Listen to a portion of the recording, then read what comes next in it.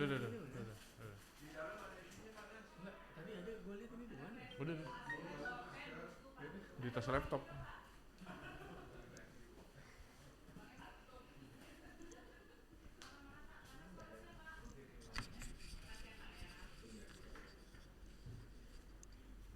Mungkin aja, atau aja.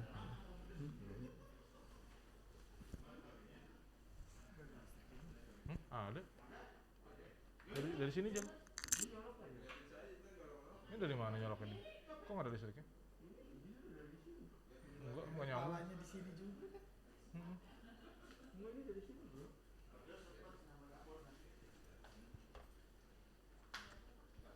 Salah kayaknya nih. Jangan balik situ doang nih, Man. Balik doang itu, Man. Kagak, ini punya dia. Enggak lah. Cabut ya? Iya. Mati nih. Serius? Enggak. Oh,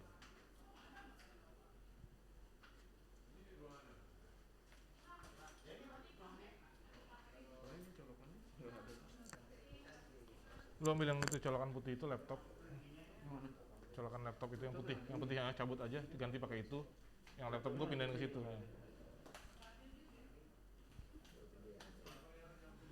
Pasti bisa. Oh nyala? Nyala nggak? Nyala udah. Udah bener nyala. Colokannya putarnya situ doang soalnya jadi. Sampai bego ya.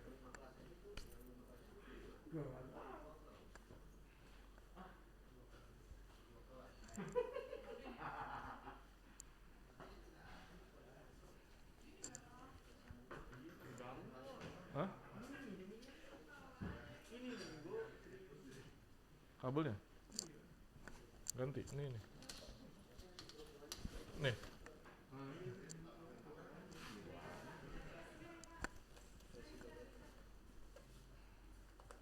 Gitu ya, kelihatan. Cabut, putar. Nah.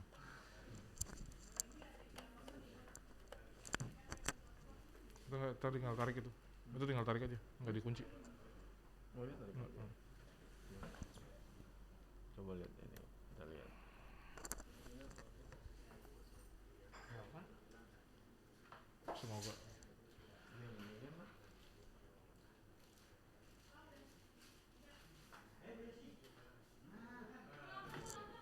Udah jangan goyangin, Enggak, ini udah. Ini stabil tuh.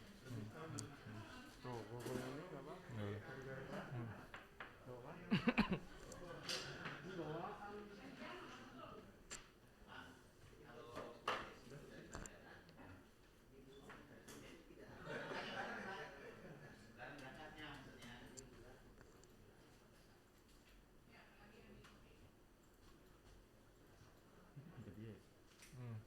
Mati lagi.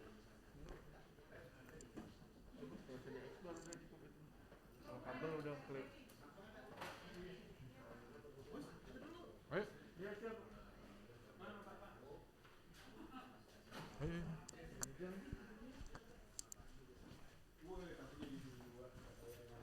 Ayo Pak. Siap. Ayo, siap. Waduh. Makasih Pak. Ayo Pak. Santai. Mau teh apa? Aman. Oke Pak Untung, saya ada lagi terima kasih Pak. Makasih. Mewakilin cuma sibuk kali. Pura-pura asli Pak. Pura-pura sibuk. Lagi bos tuh nggak ada kan semua dia apa? Pura-pura sibuk. Yang penting purba Pak. Di sana senang. Di sini Mana? Di sini tertekan. Di sini tidak senang. Sampai marah-marah Pak Muhyiddin saya. Masih di grup. Bukan buku.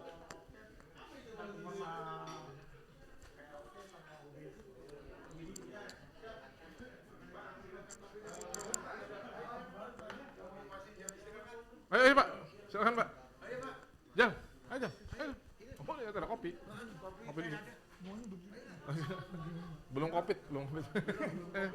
Udah itu belakangan. Ayo, kasih ini. Selamat semuanya kita semua. Udah dirapit semua. Bebas itu udah dirapit semua. Kalau ini rapid masih kena juga ya udah. Orang udah dari sononya mau diapain lagi? Bener.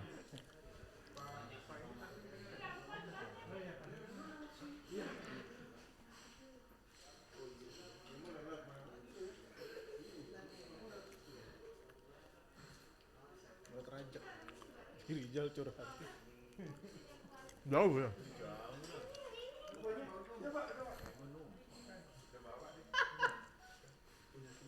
Biar bagi perjalanan ya.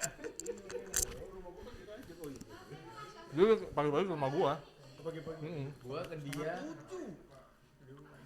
dia Di sini itu selama pandemi dia masuknya jam 9. Oh, Tapi gue ngasih tau dia udah di jalan kan. nggak apa-apa.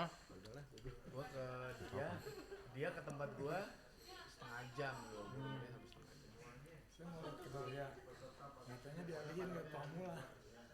Nggak taunya pas Pamula maju. Kok ada pengalihan rute emang ada cara? Dia arah itu. Maksudnya dialihin kan panjang. dekat kan. Oh, lurus kan Karena saya jalan juga karena Pamulang Parung harusnya. iya.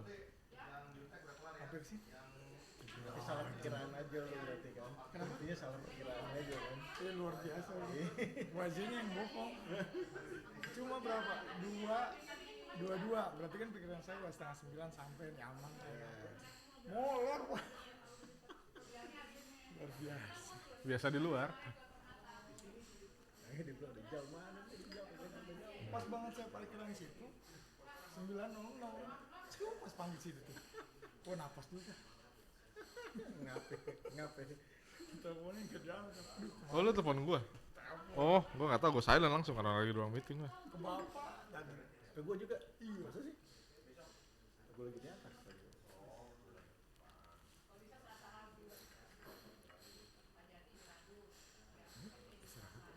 Ya break sebentar.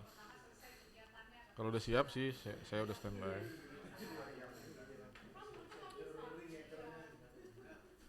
Santai aja. Yang penting bisa jalan. Iya.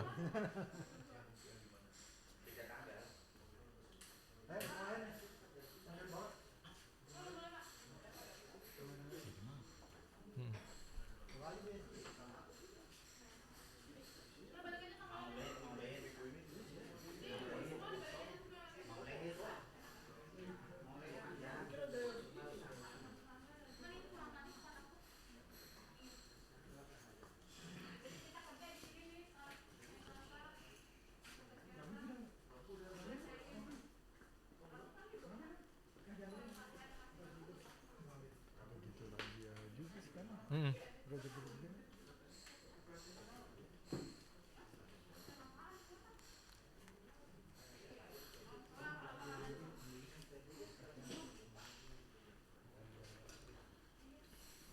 Ruang rapat penuh semua. Ruang rapat penuh. Ya, santai aja.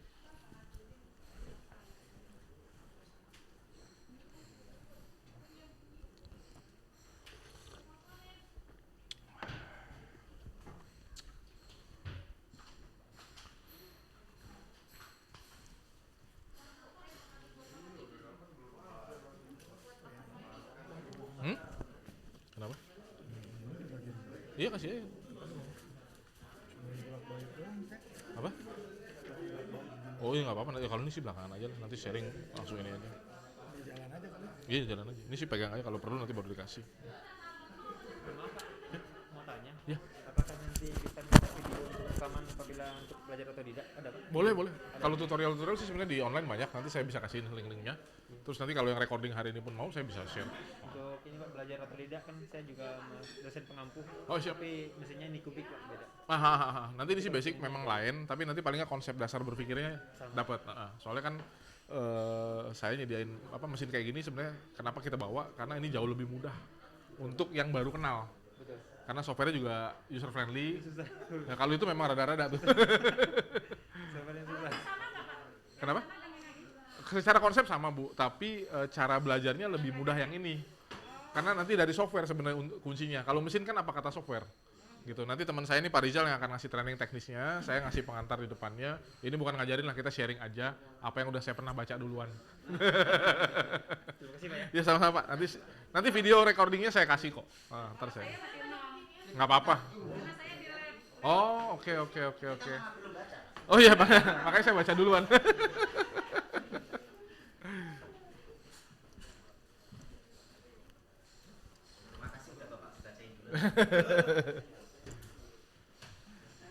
Silakan Pak kalau ada yang belum. Kalau ada yang belum dapat ini materinya, saya udah bikinin handout, mungkin bisa diambil.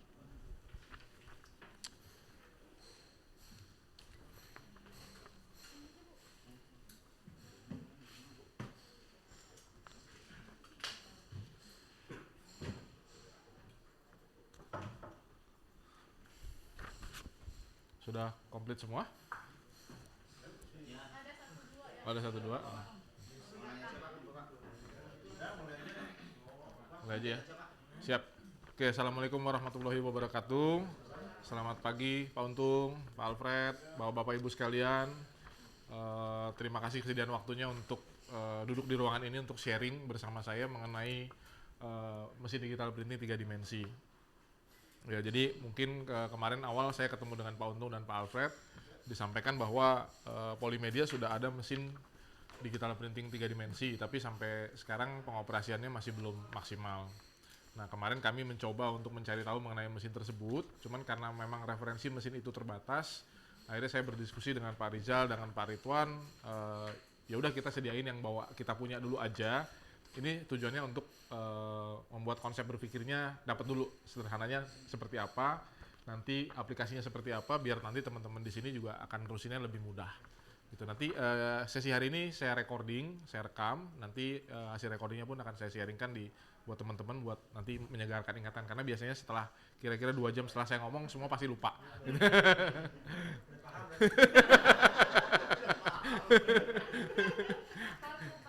Iya. Oke, jadi Wan boleh next slide Wan ya. Ya. Oke. Jadi saya awali dengan sejarah mesin digital printing 3D dulu ya. Jadi ini sejarahnya cukup panjang dari tahun 1892. Ada orang namanya Joseph E. Blanter ya. Bekerja di kerajaan Austria-Hungaria. Ntar duluan, itu dulu, biarin dia itu dulu. Terus kemudian dia menggunakan metode berlapis untuk menentukan garis kontur topografi. Jadi awalnya karena ide mengenai topografi ya, pemetaan 3 dimensi. Baru kemudian di tahun 1937 ada orang lain lagi yang mematenkan. Ini layarnya kayaknya kurang komplit ya Wan ya. Tapi mungkin karena ininya ya. Tapi nggak apa-apa, nanti bisa dibaca di itu ya, di ininya. Ada semua di situ ya. Oke. Ya. Kemudian ya, lihat yang ngomong boleh. Langsung deg-degan saya dulu. Terus kemudian kalau di awal di tahun 1892 itu menggunakan bahan lilin, maka di tahun 1937 dimulai menggunakan bahan karton sebagai pengganti lilin. Kemudian ada lagi seorang seniman pahat dari Prancis di Blur Pak. Ya, ini namanya François Willem, berhasil menggunakan metode untuk membuat sebuah objek 3 dimensi berupa patung manusia. Dia udah mulai menggunakan kamera, dan pada saat ini dia sudah membuat dengan 24 buah kamera. Ya. Di klik next one. Ya, ini contoh gambarnya. Mungkin ini juga saya dapat referensi, nanti daftar pustakanya saya tampilin juga. Ini objek 3 dimensi ditaruh di tengah-tengah, dikelilingi oleh 24 kamera untuk mendapatkan simulasi 3 dimensi yang sesungguhnya. Ya, terus kemudian dengan rekannya Carlo Bays yang berasal dari Jerman, proses ini dikembangkan menggunakan cahaya tunggal monokrom untuk mengikis atau memahat lilinnya. Nanti ada beberapa video referensi yang saya juga tampilin. Kemudian William J. Swenson berasal dari Inggris, mirip apa yang dilakukan dengan Bays, yaitu dengan menembakkan 2 buah laser pada fotosensitif polimer. Jadi ini terkait dengan bahannya juga untuk membentuk sebuah objek 3 dimensi. Next one. Nah, itu gambarnya kira-kira seperti itu. Ini proyektor. Oke, next lagi. Ya. Kemudian di tahun 72 ada orang Jepang dari Mitsubishi Motor namanya Matsubara mengajukan sebuah proses topografi menggunakan fotopolimer kembali untuk membentuk lapisan tipis sebagai alat cetak pengecoran sebuah objek topografi untuk menggantikan lilin maupun karton. Jadi sudah dikembangkan lagi oleh si Matsubara ini pada tahun 1972, dan kemudian dilanjutkan lagi 1983 Charles Hull ini menemukan sebuah mesin yang bernama stereolitografi apparatus atau SLA. Prinsip dari mesin ini adalah dengan mengubah plastik cair fotopolimer menjadi bahan padat menggunakan sinar UV atau laser. Hull mendirikan sebuah perusahaan 3D System Corporation yang merupakan salah satu perusahaan 3D printer terbesar saat ini di dunia. Ya jadi ini salah satu pelopornya dimulai dari tahun 83 dan masuk ke Indonesia itu juga sebenarnya belum terlalu lama. Ya kita baru mulai masuk itu sekitar tahun yang populer itu sekitar tahun 2000-an. Ya, tapi itu juga masih dengan teknologi yang paling basic. Ya, tapi sekarang pun yang masuk ke Indonesia yang umum kita kenal sekarang juga brand-brandnya masih yang basic. Kalau brand-brand yang agak besar dengan teknologi yang lebih canggih, dia akan masuk ke berbagai industri. Nanti saya jelaskan industri di belakang. Next one. Oke, ini teknologi. Ada SLA. Ya. SLA itu stereolitografi aparatus. Prinsip dari sini dengan mengubah plastik cair fotopolimer menjadi bahan padat menggunakan sinar UV atau laser. Wan, tolong klik di SLA-nya, tulisan SLA-nya ada video, ada link video. Ya, klik aja. Oke aja.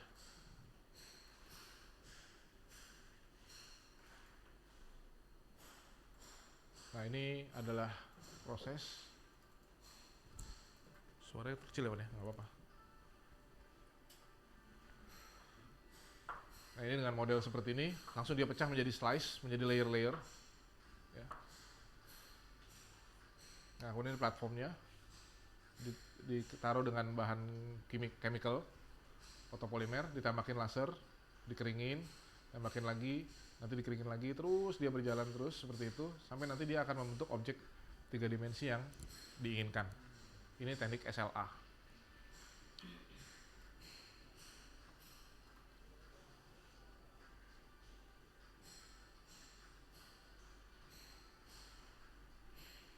Ya, kira-kira prosesnya seperti itu. Nah, ini ada bagian supportingnya juga. Nah, ini mesin-mesin yang besarnya. Ya. Jadi yang kita lihat di sini adalah mesin-mesin paling sederhana, paling basic. Bisa, Pak. Bisa. Ada mesin yang tingginya sampai 2 meter, 3 meter ada.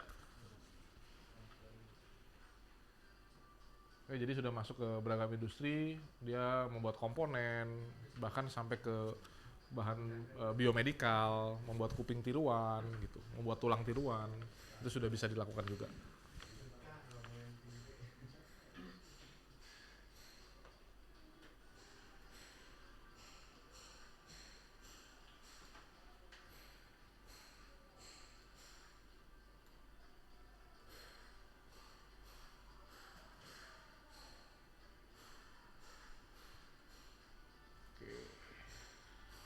Oke, Wan, balik ke presentasinya. Ini ditutup dulu.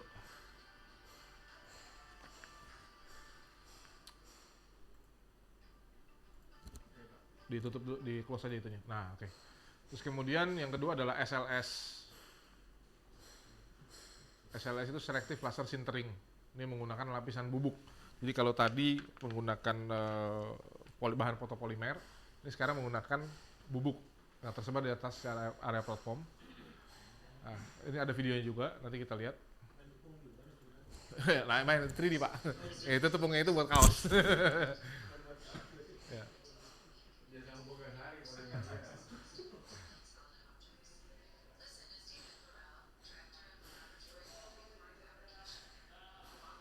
Nah, jadi bubuknya langsung ditaruh di dalam platform-platform itu.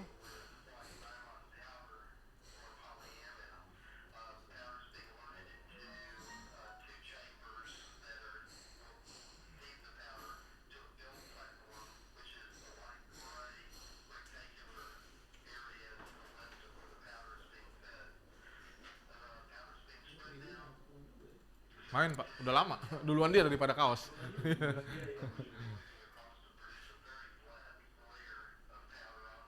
Ya, pengerjaannya memang akan sedikit lebih repot. Setelah ditaruh di tempatnya itu, di wadahnya itu, kita harus membuat dia benar-benar flat. Ya. Tapi nggak usah khawatir, semua udah ada ininya. Ada. Bukan bikinan Bogasari pastinya. Kalau dari Bogasari keluar jadi roti, Pak. Kalau aku jadi bakar. Bala-bala.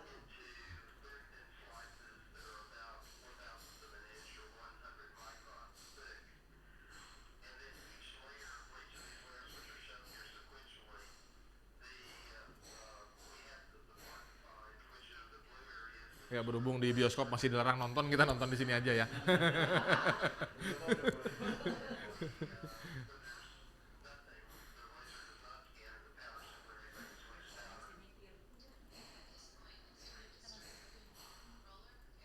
Ya.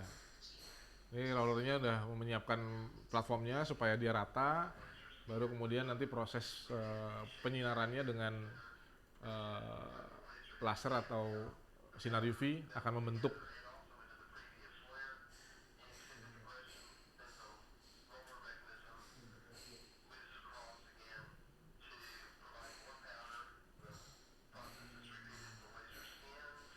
Nah, itu langsung kelihatan ya, ada bentuk pola 3D-nya yang terbentuk setelah dia dilewatin oleh platformnya.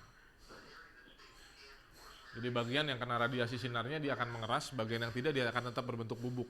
Nah, bubuknya ini bisa di-reusable lagi, masih bisa dipakai lagi. Nah, ini jadinya setelah begini. Kenapa? Chemicalnya saya nggak tahu persis, karena di Indonesia yang pakai ini sangat jarang. Mungkin hanya sekelas ITB mungkin ada. ITB mungkin ada. Karena mesin ini harganya ya udah eman. Ya. Ya. Nah, ini kita tarik, dia dipindahin lagi ke tempat lain. Nah, ini bubuk ini masih tetap bisa dipakai nantinya.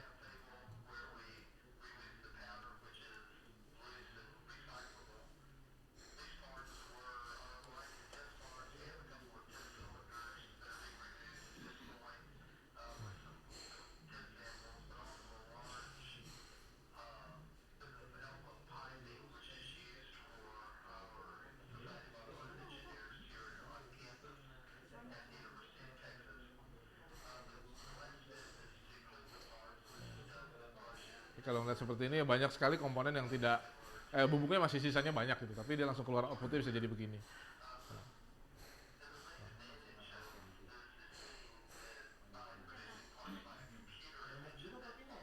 Kenapa? Ya sisanya banyak. Yang kebentuk paling sedikit kan, sesuai dengan berapa tebal dia mau kita pakai. Oke, next one. Ya, ini mengenai bubuk ya. Terus kemudian nanti ada lagi ada 4 film aja, jangan banyak-banyak. Sampai sore nanti. Wan, ditutup dulu, ganti yang berikutnya. Next. Kemudian ada FDM, ya. Ini namanya Fuse Deposition Modeling. Ini termoplastik filamen. Ini yang kita kenal saat ini ya. Next one. Dia diklik aja, ada filmnya. Ini yang umum kita temukan adalah FDM. Jadi yang Bapak Ibu lihat sekarang di sini sama yang dipakai di Polimedia sudah ada. Ini yang namanya FDM. Nah, ini komponen-komponennya aja ya. Jadi dia bisa ngapain, bisa ngebentuk apa. Teknologinya juga sederhana.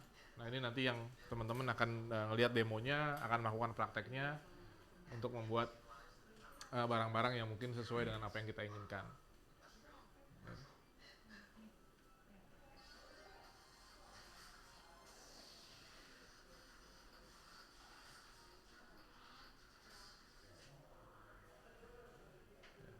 Ya, kira-kira seperti itu. Next one. Tutup dulu videonya. Kemudian ada lagi satu lagi adalah namanya DLP. Digital Light Processing. Ya, ini seperti SLA, cairan resin. Ini untuk menggunakan kaca mikro. Kenapa? Goyang.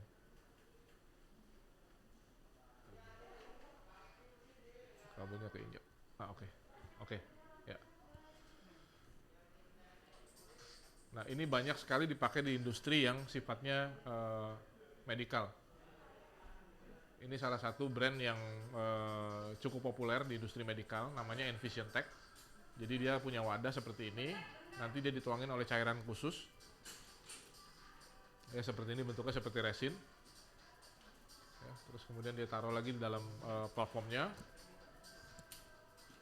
Tutup, terus dia akan turun ke bawah. Nanti dia akan kita pilih desainnya seperti apa ini untuk dental ya, untuk aplikasi dental. Ya, dia jalannya seperti ini. Nanti di bawah lampunya kedip-kedip sambil platformnya naik turun.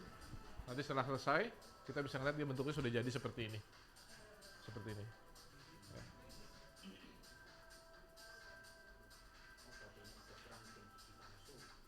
Ya, untuk bikin gigi palsu. Tangan palsu juga bisa, tapi mesinnya harus gede Pak kalau tangan palsu. Kalau ini hanya untuk ke dental, karena mesinnya kecil. Nah, ini satu paket bisa di bahan-bahan ini semua udah tersedia, jadi sudah bio grade. Jadi sudah kompatibel dengan badan manusia, jadi nggak akan ada masalah. Nah itu banyak seperti ini untuk protection, e-guard, apa segala macam. Ini sudah banyak sekali dipakai. Nah, lu pakai ya? Tapi nggak ke dental apa ke tukang gigi? Ke dental apa tukang? Oke. Next one. Bercanda. Ya ini sebagian dari teknologi. Sebenarnya ada total ada sekitar 8. Tapi ini yang paling umum sekarang ini kita gunakan. Oke, next one.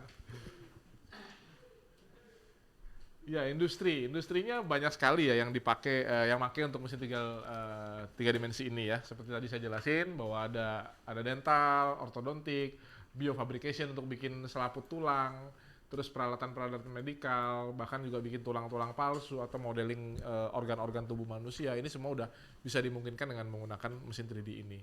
Jadi proses pembelajaran buat siswa atau mahasiswa pun akan lebih interaktif dan ngelihat real bentuknya seperti apa.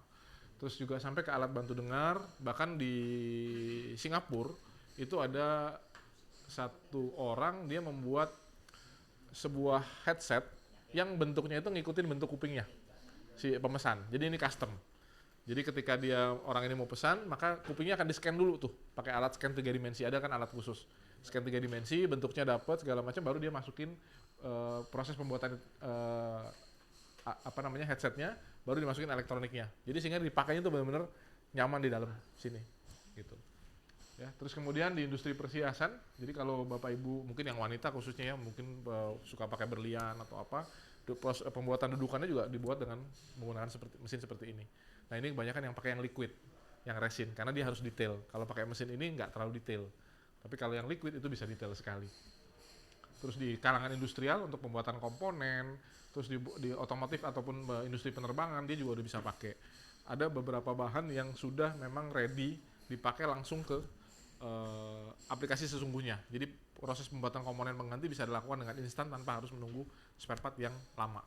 Ya, terus kemudian consumer good seperti casing handphone, ya, atau alas sepatu itu juga bisa dibuat dengan mesin seperti ini. Dan yang banyak juga sekarang untuk mesin-mesin yang kelas begini atau yang di Bapak Ibu punya di sini itu masuk ke entertainment sama hobi untuk bikin mainan-mainan gitu, souvenir ya betul. Gantungan kunci bisa. Next one. Ya. Ini material yang umum ada di lapangan, boleh dibuka semua aja nggak apa-apa. Ya.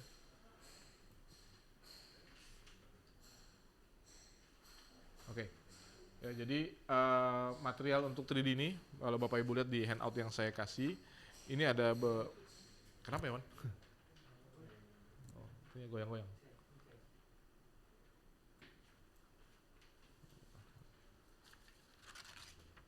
Oke ya, mungkin saya bacain aja, Bapak Ibu bisa lihat di handoutnya. Jadi ada ABS, ini ABS banyak dipakai, ini yang paling murah ya, low cost material. Dia bisa dipakai untuk nyetak spare part ataupun komponen karena sifat bahannya yang kuat dan tahan lama. Ya, terus kemudian ada fleksibel filamen. Ini kalau disebutnya istilahnya TPE atau TPU ya, ada poliuretan. Terus kemudian ini bisa membuat bahan yang sifatnya elastik. Ya, jadi bisa tarik ulur, bisa melar. Ya, bisa digencet, bisa ditarik juga. Terus kemudian ada PLA. Nah, PLA ini adalah barang yang paling umum untuk desktop printing. Jadi seperti ini kita sebutnya desktop 3D printing nih, ya. Jadi ini bahannya menggunakan PLA. Bahannya ada itu ya. Ya, bentuknya kira-kira seperti ini. Ya, ini bentuk filamennya, warnanya juga bisa macam-macam, tergantung kebutuhannya seperti apa. Nanti pasangnya ada di sini seperti ini. Ini karena ini single dia dilepas, tapi kalau nanti ini bisa ditaruh dengan ininya. Nanti Bapak Ibu sekalian bisa langsung feel and touch ya. Terus kemudian ada juga carbon fiber filament. Ini dibarengin sama barang yang PLA ini. Jadi dibungkusnya sama PLA tapi di dalamnya sudah ada karbon filamennya. Jadi ini untuk pembuatan barang-barang yang sifatnya keras. Jadi contoh industri otomotif pakai mesin seperti ini dengan bahan karbon filament ini untuk membuat handle rem atau kopling. Kalau untuk bikin prototyping, dia pakai mesin seperti ini, bisa langsung dipakai sebelum dia naik ke mass production. Jadi pembuatan contohnya menggunakan material carbon fiber ini. Ada juga polikarbonat. Terus kemudian ada metal, bahkan yang metal juga sudah ada. Dia base-nya adalah metal powder, jadi bubuk metal. Kemudian banyak dipakai untuk industri yang sifatnya pakai mesinnya bubuk. Ya, seperti yang tadi pertama kita lihat. Nah, itu kalau pakai bubuk baru bisa menggunakan seperti ini. Ini juga langsung bahannya bisa dipakai. Jadi nggak harus nunggu atau diprosesing lebih lanjut lagi. Tapi begitu outputnya selesai, dia bisa langsung dites, bisa langsung dipakai untuk bahan metal ini. Ya. Kemudian ada PP, polypropylene. Ini jarang sekali kita temuin.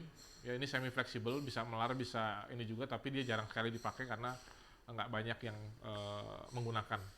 Terus kemudian ini ASA ini mengganti mirip-mirip sama ABS lah, cuman dia lebih high UV temperature dan ini bisa dibuat untuk frame kayak kacamata gitu, supaya dia warnanya nggak cepat berubah. Kalau yang ini masih ada kemungkinan warna berubah kalau kita expose di sinar UV.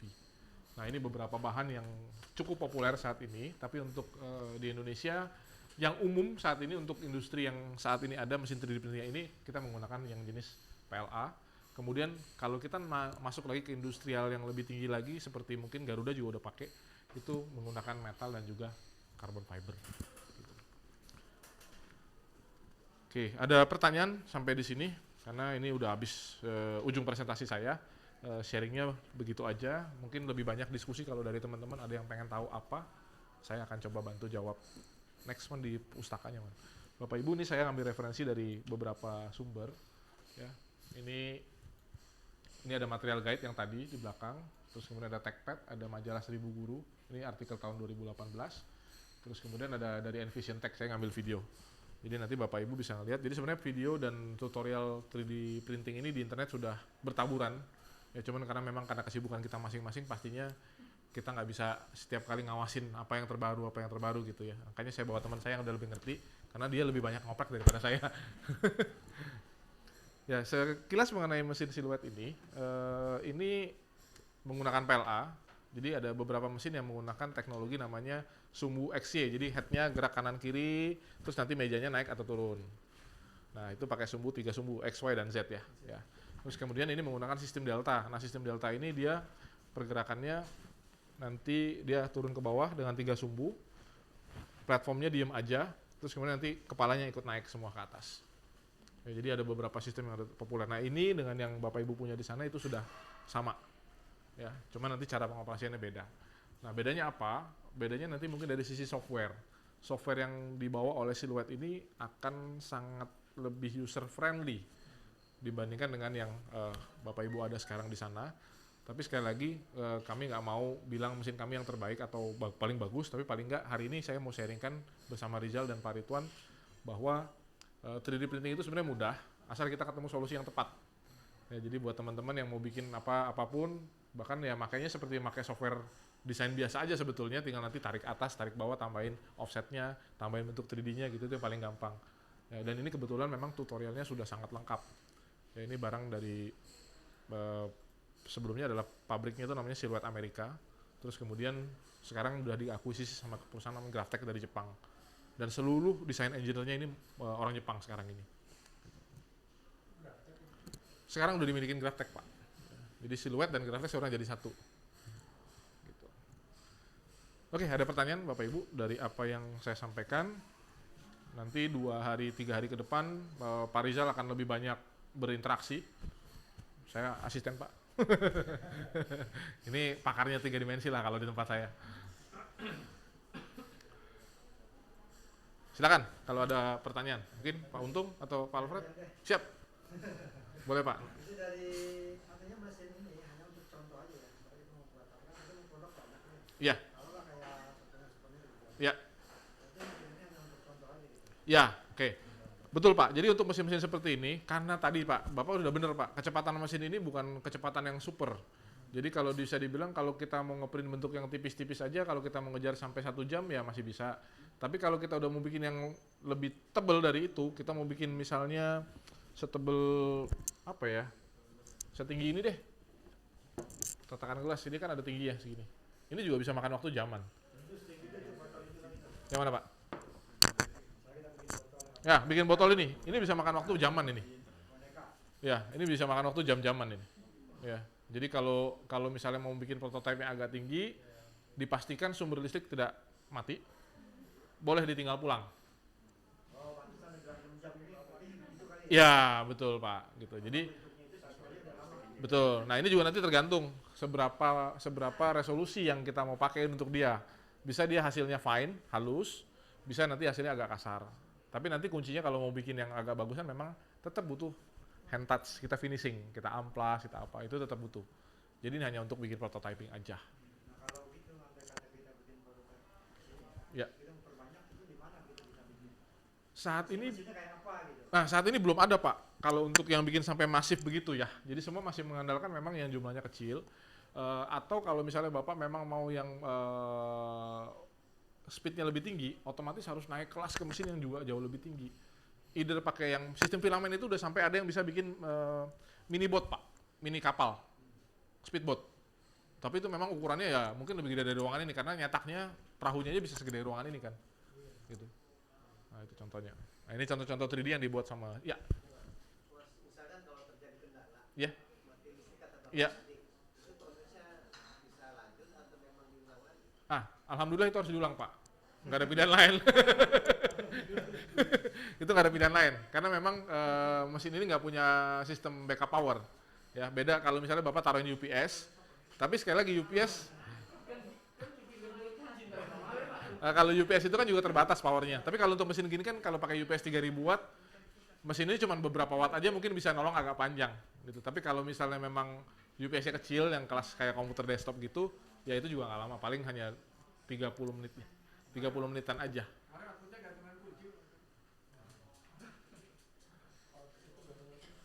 Gitu. Jadi power memang jadi hal yang krusial di sini. Tapi kalau misalnya Bapak tadi Pak Untung nanya mau bikin banyak, ya mau nggak mau harus tambah mesin, Pak.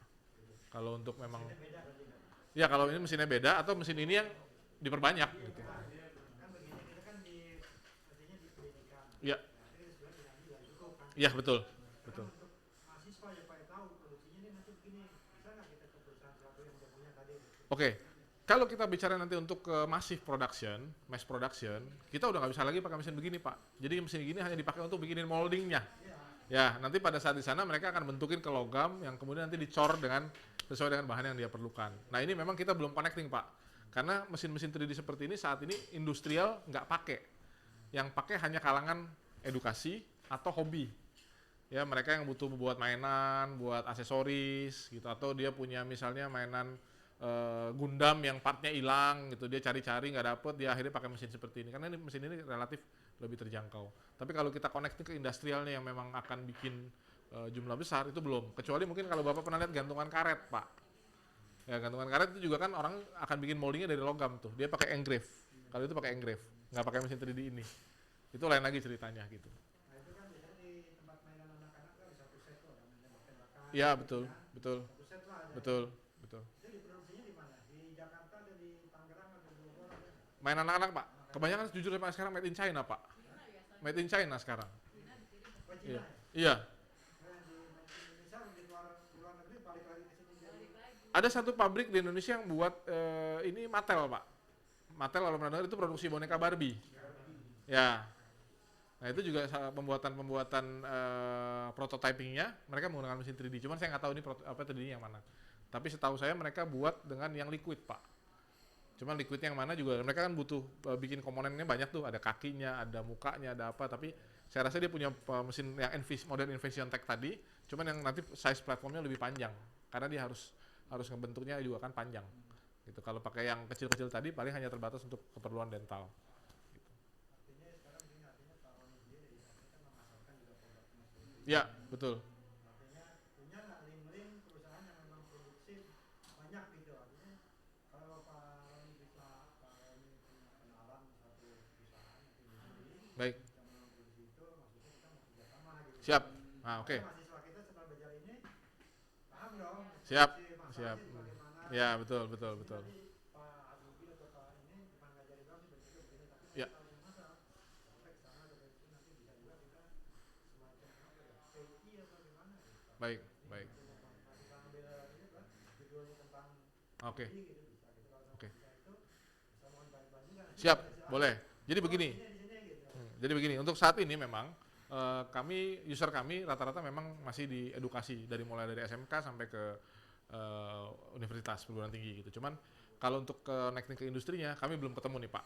Tapi ini masukan bagus dari Pak Untung, terima kasih Pak. Justru jadi PR kami untuk nanti bagaimana kami menghubungkan antara pihak sekolah edukasi dengan real industrinya yang bisa memang mass production.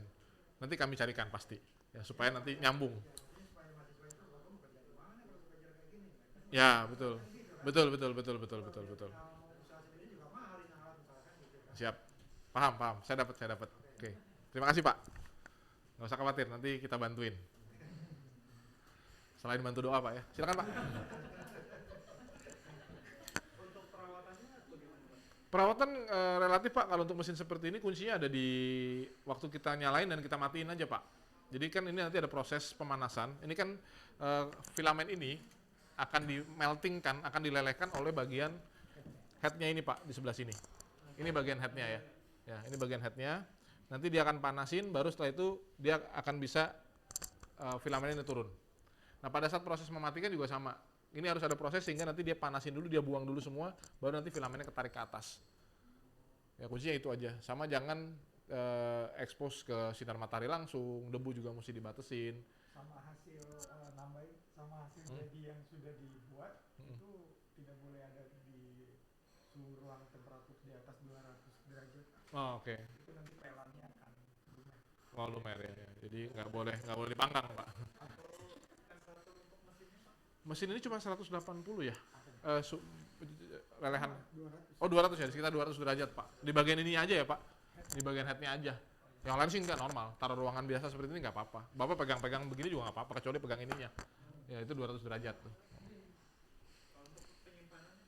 Penyimpanan apa Pak?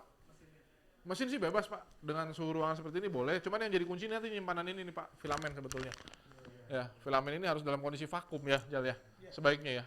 Jadi setelah dipakai, kalau memang mau dipakai lagi ulang, mau nggak mau harus diseal dengan vakum, gitu. Supaya ya nggak bisa dibuka begitu aja. Cuma kalau untuk praktek nggak apa-apa lah gitu. Tapi kalau nanti real Bapak mau bikin, itu saran dari kami adalah kita jangan diekspos ke udara terbuka terlalu lama, karena nanti akan pengaruh sama hasilnya. Satu hasil, kedua sama pelannya jadi agak sedikit. Getas ya, getas.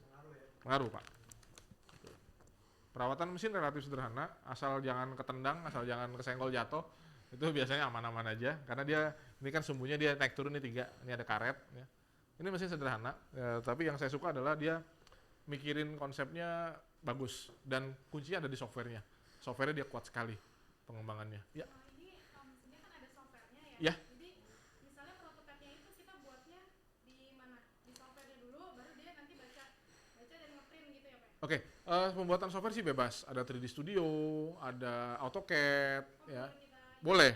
Jadi eksplorasi dari mana aja boleh. Nanti yang waktu kita import ke dalam software ini bentuknya udah STL ya?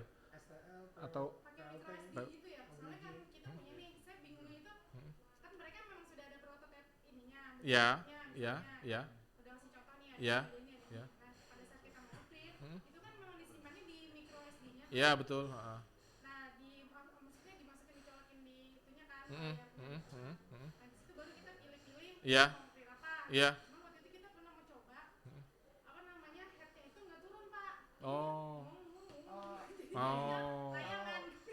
kalau kemarin kan yang mesin yang di sana yang Pak itu bilang harus pakai memori. Iya. Tapi kalau yang ini, kalau misalkan ibu udah desain pakai 3D ataupun AutoCAD, formatnya diganti STL sama UGJ aja.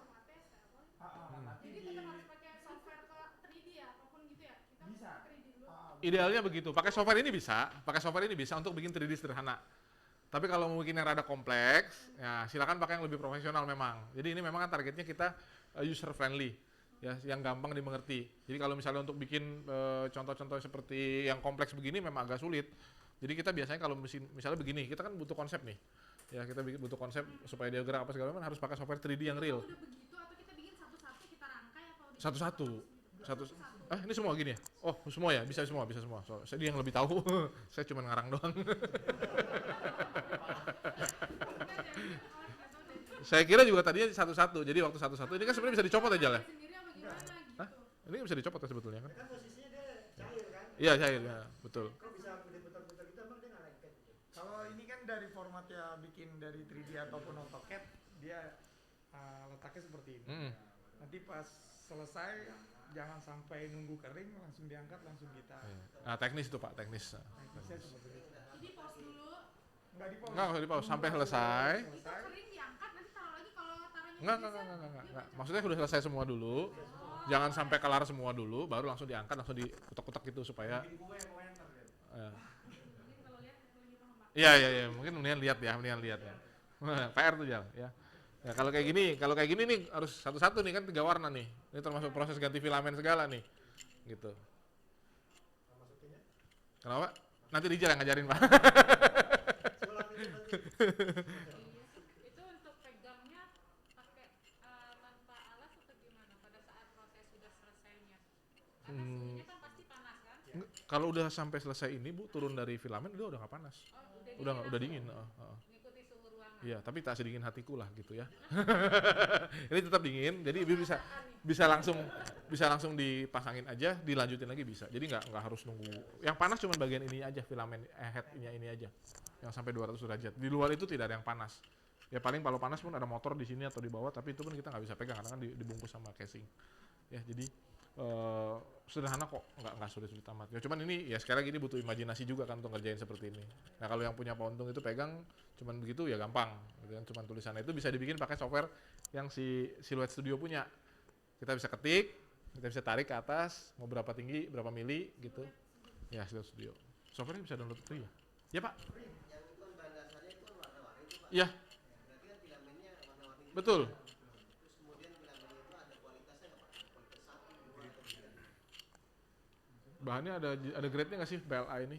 Standar ya? Standarnya yang 17,5 aja. Mili. Paling diameter aja sih Pak.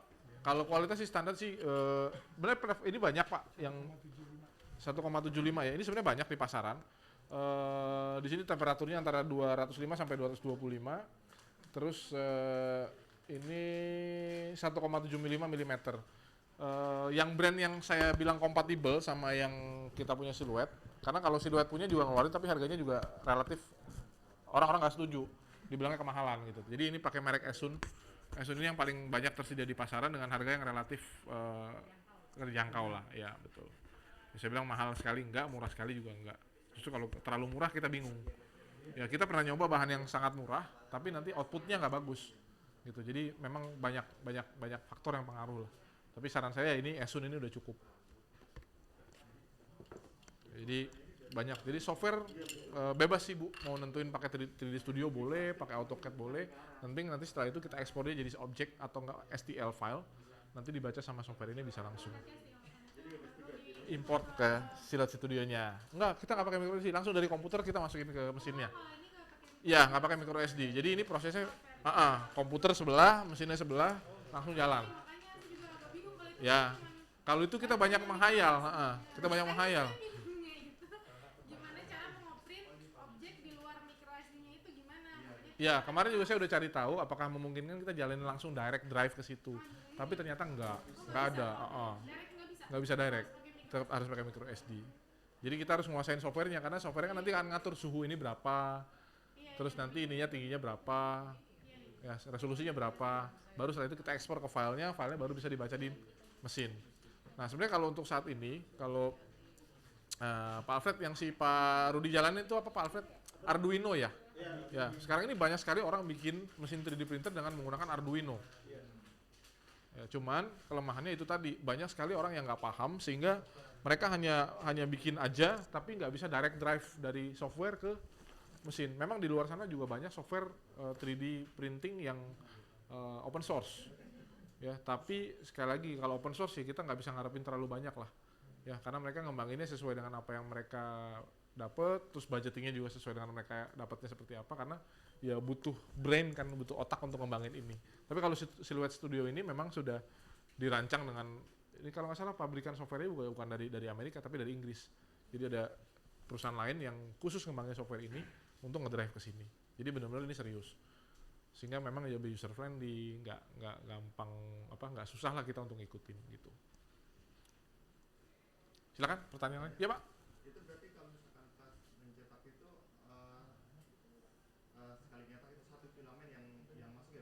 Ya, sekali cetak satu filamen. Berarti kalau misalkan banyak warna, Gonta-ganti filamen. Ada mesin-mesin tertentu di luar sana yang kelasnya mungkin grade-nya lebih tinggi daripada ini. Itu bisa masuk sampai berapa filamen Jal ya? 4, 2, 2, 3 atau 4 filamen bisa Pak. Nanti ada alatnya lagi.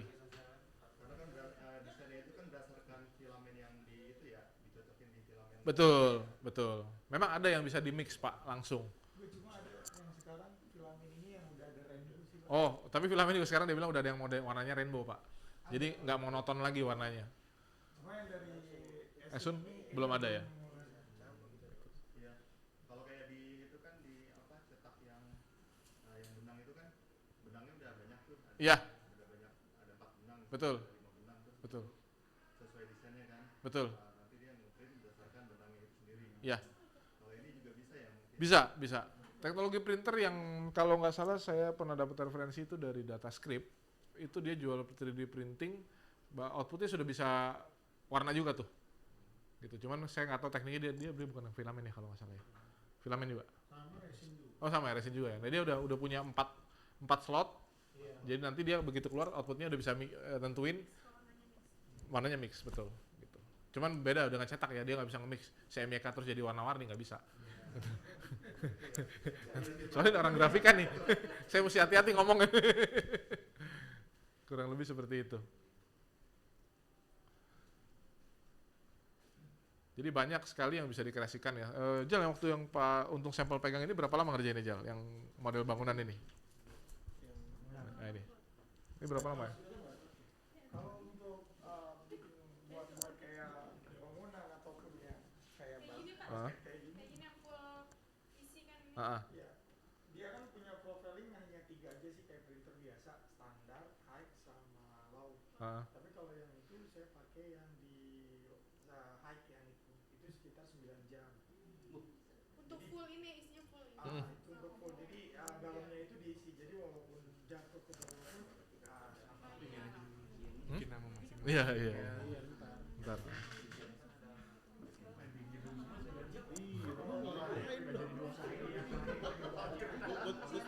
Enggak, enggak. Tinggal ntar malam itu yang habis.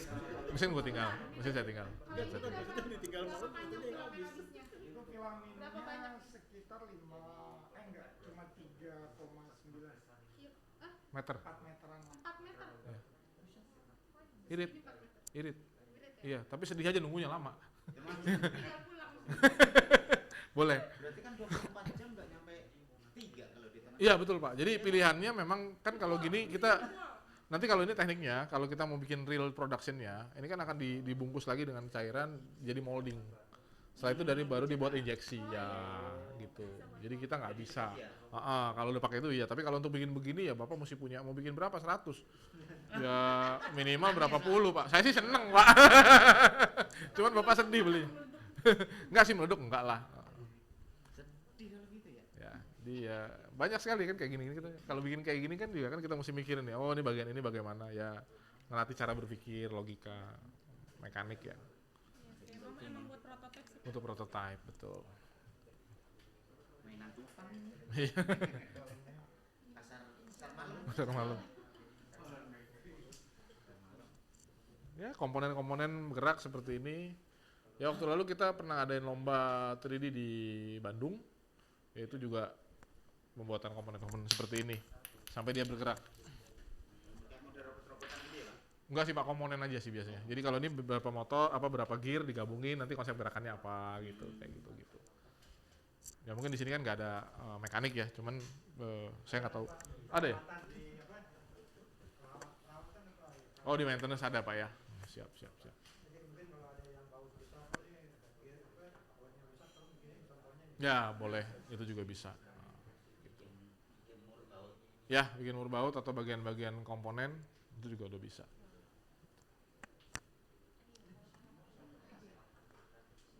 Silakan Bapak Ibu, masih banyak waktu kita untuk tanya jawab. Berarti kalau misalkan bikin replika motor juga bisa ya?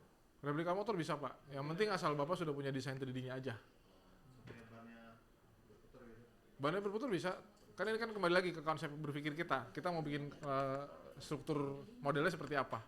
Ya kalau tadi kan ada kincir angin, Nggak, tapi kan ada stang bisa gitu juga gerak-gerak. bisa aja, bisa aja. Cuma nanti Bapak kalau bikin prototipe segede apa dulu Pak? Ya kalau memang kecil sekali, yang bikin sih gampang Pak, tapi nanti masangnya itu Pak yang pusing. Iya, iya sedihnya di situ Pak. Yang rakitnya Pak. Ya, kalau keluar jadi sama bisa gerak-gerak itu nggak bisa Pak, nggak bisa. Semua pasti proses, gitu. Tetap harus ada yang kita kerjain. Jadi ada istilah perakitannya ya. Ya, tetap. Assemblingnya harus jalan Pak. Pak, kalau itu untuk misalnya dijual gitu, dia hitungannya per habisnya bahan itu gimana sih? Atau per desain, cara dia mendesain atau Kalkulasinya. Oh, kalkulasinya sebenarnya ini kalau saat ini, ya, kalau saat ini sebenarnya nggak ada angka yang baku. Ya, kalau untuk hitungan filamen sederhana. Nanti dari software kelihatan dia butuh berapa meter filamen.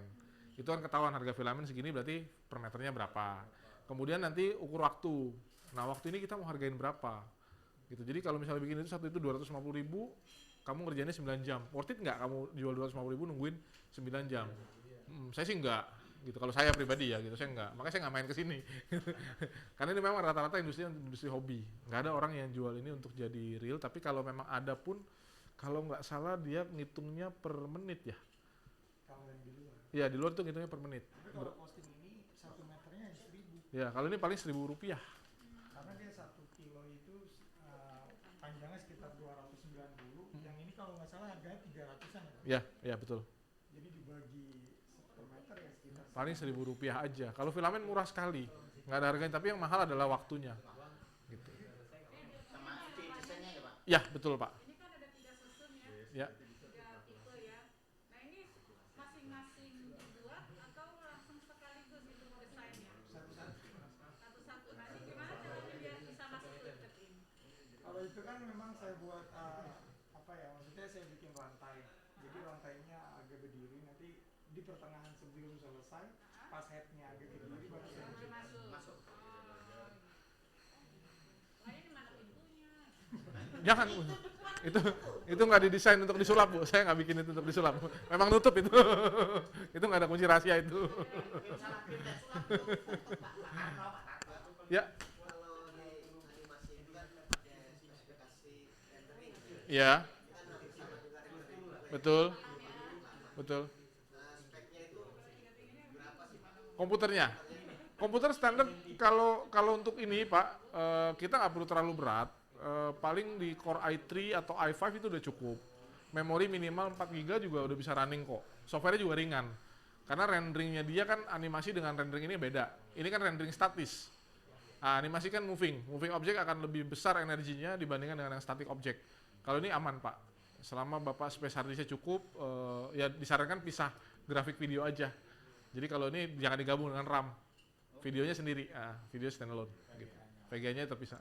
Ya, itu doang sih kuncinya Pak. Gitu.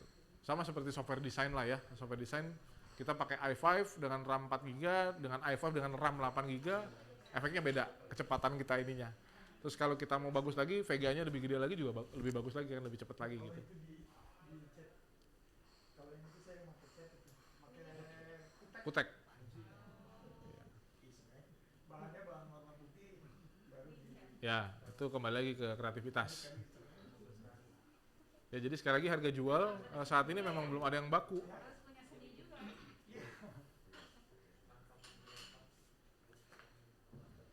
Ini belum jadi satu bisnis yang jadi pertimbangan banyak orang untuk start. Tapi kalaupun mau start, mereka jual nggak murah. Ya, karena sedikit kuantitinya, betul. Bahkan kalau kita masuk ke industri kayak dental, gigi, itu ya udah kita udah nggak tahu lagi tuh patokannya gimana. Pokoknya jual berapa ratus ribu, berapa juta gitu untuk bikin gigi aja. Kalau dokter gigi kan paling mahal. 3 juta ya? Bukan saya Pak Alfred. Berarti lebih murah dari 3 juta. Nggak nyampe.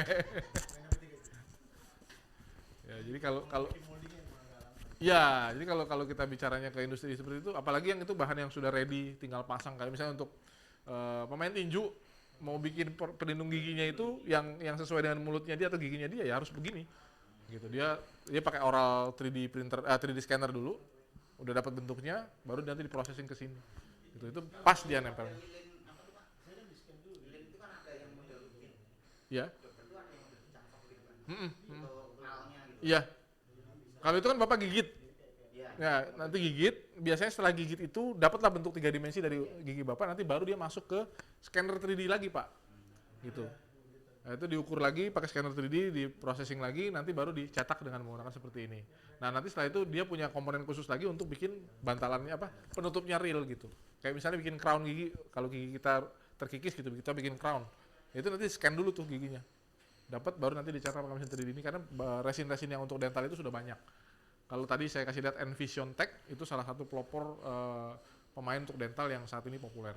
Di Indonesia sudah ada beberapa unitnya, tapi belum ada distributor di sini. Ya, masih dari Singapura. Oh iya benar begini Pak. Ya. Tadi katanya kan lama sampai berjam-jam. Ya. 6 jam, 9 jam gitu. Betul. Andai kata nih kita kalau kerja nih jam 3 sore nih kan, kita baru masang tuh. Ya. Sedangkan kita kerjanya pulang jam 4. Ya. Itu masih berapa jam tuh kan? Ya. Kalau kita tinggal nih, kita dari nyalain di depan jam segini besok pagi itu masih segini apa enggak? Artinya ya alatnya nyala terus apa enggak? Masih nyala terus, Pak, karena filamen nggak boleh dingin. Gitu. Jadi masih nyala. Berhenti dengan bentuk. Ya. Dia kan berhenti. Ya. Tapi kan nggak apa-apa kita. Nggak apa-apa. Jadi nanti si filamen di bagian headnya ini tetap panas untuk dia menjaga filamen itu tetap nggak beku, nggak tetap basah. Jadi kalau udah selesai ya Udah selesai nggak apa-apa. Udah tinggal apa? Artinya tidak ada apa-apa juga nggak masalah. Ya, asal jadi tengah-tengah jangan mati lampu aja. Nah, Kan mati lampu kalau memang udah selesai kan nggak masalah. nggak masalah kalau selesai. Cuma nanti resiko filamen dingin. Nah, itu ya. Itu jadi beku. Tambahin untuk mesin yang ini Pak. Kalau untuk filamen yang rekomen yang Asun ini, walaupun Bapak sudah selesai terus ditinggal kan, mesin masih nyala, kadang filamen masih di head, untuk sementara ini aman. Kalau untuk yang filamen yang ini, Ya. ada satu yang trouble yang kemarin, Oh ya. dia pakai filamennya itu bukan Asun. Dia beli nggak tahu merek apa, tiba-tiba didiemin, tapi sekarang udah nggak bisa dicabut dari filamennya. Iya. Kan dipanasin kan harusnya kan. Ya. Ya, itu yang tadi saya bilang untuk mesin yang ini kita rekomennya yang Asun ini. Cuma kemarin dia beli atau murah atau apa kita nggak tahu, tiba-tiba dia datang minta servis, ya kita nggak bisa. Karena Mesin ini filamennya Bapak bisa beda. tahu nggak? Kalau mesin ini gimana? Mesin yang kita punya. Kurang lebih mirip, Pak, pastinya ya. Mirip pastinya. Kalau dia filamennya sudah masuk, nah, cuma saya nggak tahu itu filamennya brand apa gitu. Tapi ada beberapa kan kalau kita udah tes dulu nih, Pak. Itu ukurannya sama ya. Kurang lebih sama. Untuk filamen mah sama. Sama rata-rata, Pak. Enggak besarnya besar dari itu. Diameter ini kurang lebih sama, Pak. Kurang lebih sama aja. Ini kan 1,75 ya, Jal ya. 1,75. Jadi ada bahan yang sifatnya setelah kena panas terus dia beku, habis itu dia udah beku seterusnya. Jadi nggak bisa memang diambil gitu. Nggak bisa. Nah, kalau filamen ini masuk ke sini atau yang filamen originalnya, dia masuk ke mesin, mati, udah beku kan? Begitu dia panas lagi dia bisa melting lagi. Tapi ada juga yang begitu udah sekali dia panas terus kering, beku, udah nggak bisa panas lagi, nggak bisa melting lagi. Solusinya ganti head, Pak. Iya. Headnya berapa aja? 1,5 ya. Headnya 1,5, Pak. Harga mesin sih cuma 7,5 juta. Cuman harga headnya 1,5. Iya. Gitu. Enggak, Pak, mesinnya 4. 5.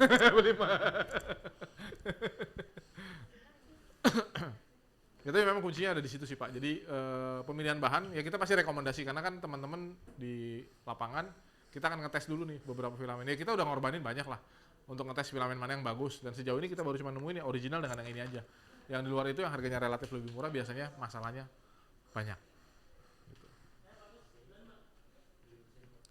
Di sini yang nguasain software 3D siapa? Oh, siap. Tunjuk-tunjukkan, kayak anak sekolah nih. Ya nanti boleh, misalnya dari software 3D yang sudah pernah bikin pakai apa objeknya, kita mau transfer ke sini, kita cobain dari sini, nanti proses transfernya seperti apa juga bisa kita praktekin. Sama ini aja sih ketinggian sama diameter ini hanya 12,4 aja. Ya. Tinggi sama lebar 12,4. 12,4 kali 12,4 kali 12,4. Ya. Panjang lebar tingginya. Jadi kalau mau buat kayak motor yang tadi Bapak pengen itu Ya paling yang satu-satu. Iya, komponennya satu-satu, satu layer. Jadi sama kayak yang tadi punya sampel yang pinci-pincinya gitu. Hmm. Jadi dibikin layer baru nanti di Satuin, di assembly. Berkaitan dengan software Pak, berarti kan itu ada data ya? Ya. Ukuran-ukuran itu gitu. Ya. Tinggal memasukkan data itu aja gitu Pak. Ukuran-ukuran. Semua software settingan udah ada di komputer Pak, jadi nanti Bapak direct drive.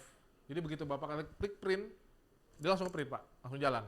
Jadi nggak harus pindahin ke flash disk memory card lagi. Kalau yang di sana kan pakai memory card, ya, itu kan kompleks. Bapak harus menghayal ini kira-kira kalau saya kasih suhu berapa, terus nanti ketinggian berapa, kita nggak tahu gerakannya seperti apa. Tapi kalau di sini Bapak sesuai data, ini langsung drive Pak. Langsung, ini pakai kabel USB aja, gitu. Jadi nggak pakai sistem memory card lagi, kita langsung jalan. Nggak jalan sih Pak, gerak. Kalau jalan ya ke mall nanti. Bahaya Pak.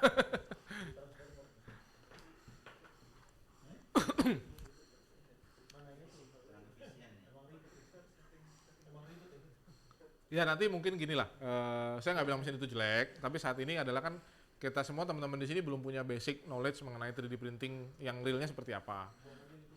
Hari ini kita sharing, kita cobain dengan yang paling simple dulu.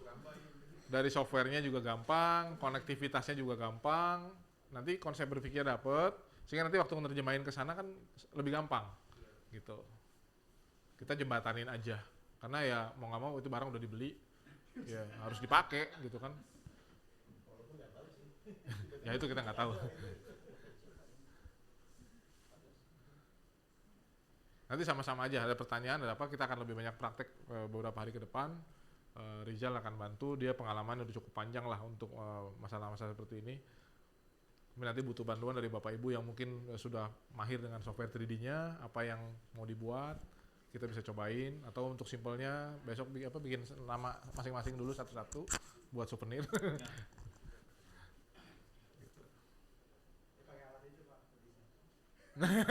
Itu dia Pak tantangannya. Nanti belajar di sini dulu ya Pak.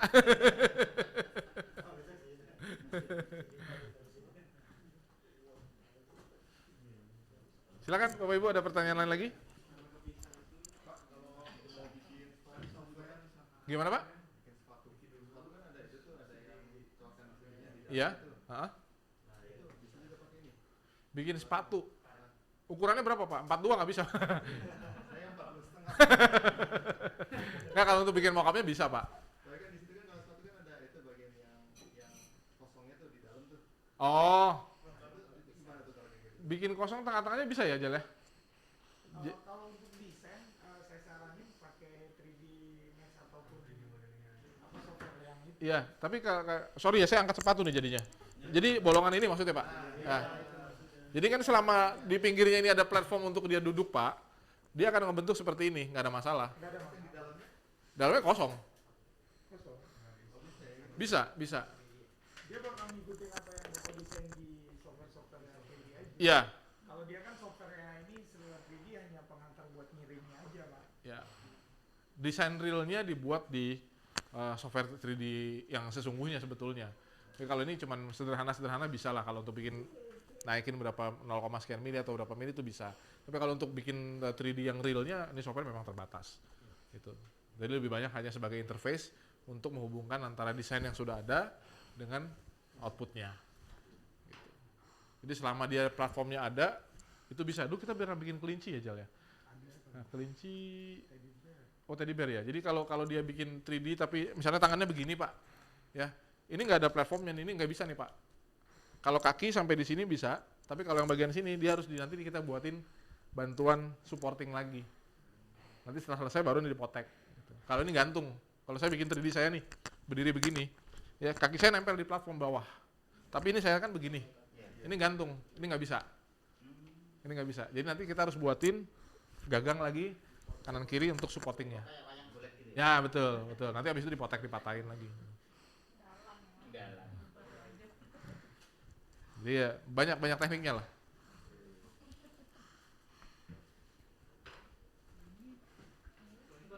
Ya. Kalau yang HM itu kan kita harus setting ordinal untuk meja temperaturnya juga. Ini seperti itu atau Oh ini enggak. Dia punya profiling yang tadi saya bilang hanya 3. Jadi Jadi kalau kita udah pilih standar, dia udah Fix. fix XY-nya berapa, temperaturnya berapa, beda sama yang printer yang 3D. Iya. Oh, ini langsung ya? Ini langsung semua, udah ada profilingnya. Kemarin juga sempat 3D printer Indonesia, ada Mas Arya. Hmm. Dia pernah ngeliat ya, dia bilang softwarenya itu gampang. Jadi udah nggak perlu, kalau kita mau ngirim nggak perlu ngatur XY-nya, ketinggiannya, sama panasnya, apa segala macam.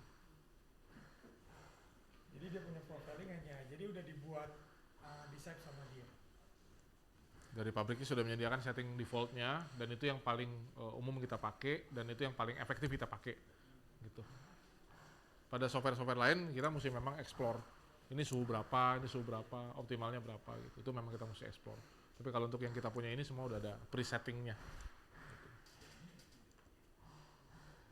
Ya nanti mungkin setelah ini akan lebih banyak lagi pertanyaan pasti gitu. Tapi nggak apa-apa gitu kan, harus artinya kita belajar. Jangan sampai nanti ada pertanyaan nggak ada, ntar kita pulang besok nanya banyak bener.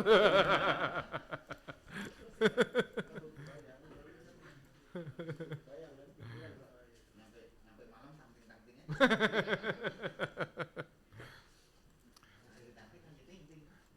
Nanti bisa juga nanti share dengan nomornya Pak Rizal. Pak Rizal yang bagian teknisnya memang lebih pengalaman dari saya. Kalau saya hanya sangatnya pengantar-pengantar aja. Kalau ini yang udah pakarnya lah, pakar 3D. Atau ini mau dijalanin? Boleh mau dijalanin. Atau kita mau lihat ini berjalan, bergerak maksudnya. Bikin objek 3D. Stop record aja. Ya stop aja. Ya Pak, logonya itu aja Polimedia. Ya boleh.